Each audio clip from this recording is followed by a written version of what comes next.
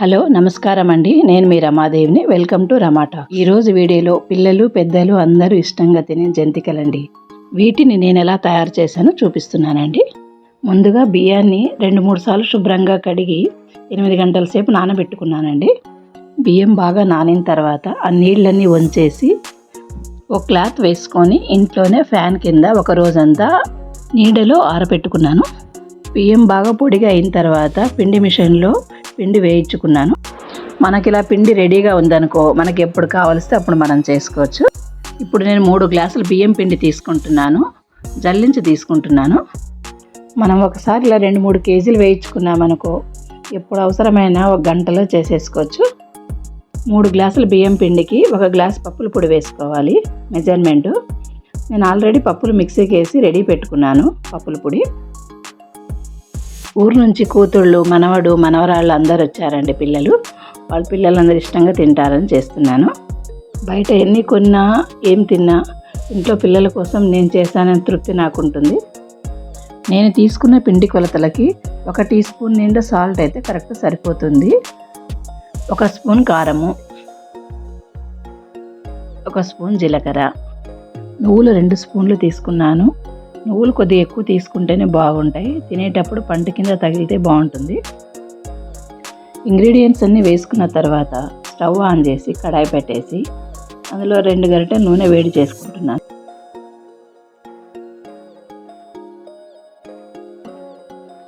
పక్కనే గిన్నె పెట్టుకొని అందులో పిండి ఏ గ్లాస్తో తీసుకున్నామో అదే గ్లాస్ నిండా నీళ్ళు వేడి చేసుకుంటున్నాను. ఇవి వేడెక్కే లోపల పిండిలో ఉప్పు, కారం అన్నీ బాగా కలుపుకోవాలి. నూనె కూడా బాగా కాగిపోయింది. ఇప్పుడు వేడివేడి నూనెను పిండిలో వేసుకొని బాగా కలుపుకోవాలి. నూనె కలుపుకోవడం వల్ల జంతికలు గుల్లగా వస్తాయి. మన దగ్గర వెన్నె ఉంటే వెన్నె పూసైనా వేసుకోవచ్చు, నెయ్యి ఉంటే నెయ్యి వేసుకోవచ్చు, మన ఇష్టం ఏదైనా వేసుకోవచ్చు. నూనె అంతా బాగా కలుపుకున్న తర్వాత ఈ వేడి నీళ్ళు వేసుకొని కలుపుకోవాలి. నూనె, వేడి నీళ్ళు 2 కలుపుకునేటప్పుడు గరిటెతోనే కలుపుకోవాలి, లేకుంటే చేతులు కాలుతాయి. ఎందుకంటే వేడివేడిగా ఉంటుంది కాబట్టి ముందుగా నూనె కలుపుకొని తర్వాత అది బాగా కలిసిన తర్వాతనే వేడి నీళ్ళు వేసుకొని కలుపుకోవాలి. 10 నిమిషాలు మూత పెట్టి ఉంచితే వేడివేడికి ఆవిరికి పిండి బాగా మగ్గుతుంది. 10 నిమిషాల తర్వాత పక్కన ఇంకో ప్లేట్లో కొద్దిగా పిండి తీసుకొని తగినంత నీరు పోసుకొని కలుపుకోవాలి. పిండి మరీ గట్టిగా ఉంటే చక్లీ పావులు ఒత్తడం కష్టమవుతుంది, మరీ లూజ్గా ఉంటే ఆయిల్ పీలుస్తుంది. పిండి కొద్దిగా కలుపుకోవాలి. పిండి మొత్తం ఒకటేసారి కలపడం వల్ల మొదటి వాయిలో వచ్చినంత గుల్లగా రావు, చివరి వాయిలో వేసినవి, కాబట్టి కొద్దిగా కలుపుకోవాలి. ఇప్పుడు స్టవ్ పైన ఆయిల్ పెట్టుకున్నాను వేయించుకోవడానికి. ఆయిల్ వేడయ్యే లోపల పిండి ఒత్తేసుకుందాం. నేను 3 రంధ్రాలు ఉండే బిళ్ళను తీసుకున్నాను.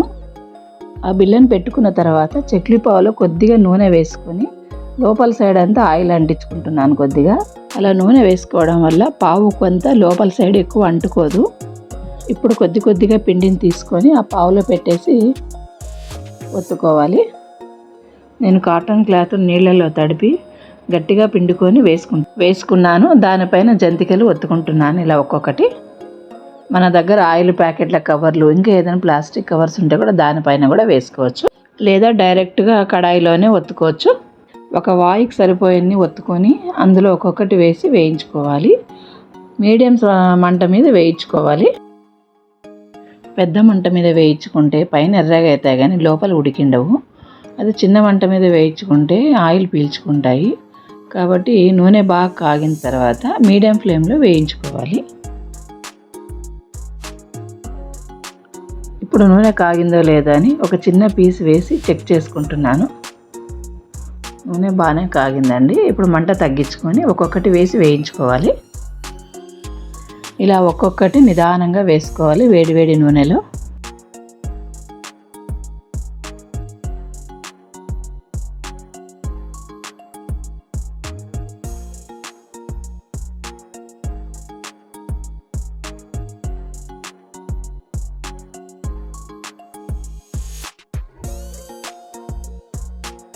ఇలా అన్నీ వేసుకున్న వెంటనే చిల్లుల గరిటెతో తిప్పకూడదండి.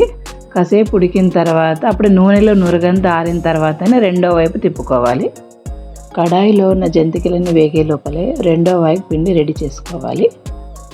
కడాయిలో నురగ తగ్గిపోయింది, అంటే ఒకవైపు బాగా కాలిపోయినాయి.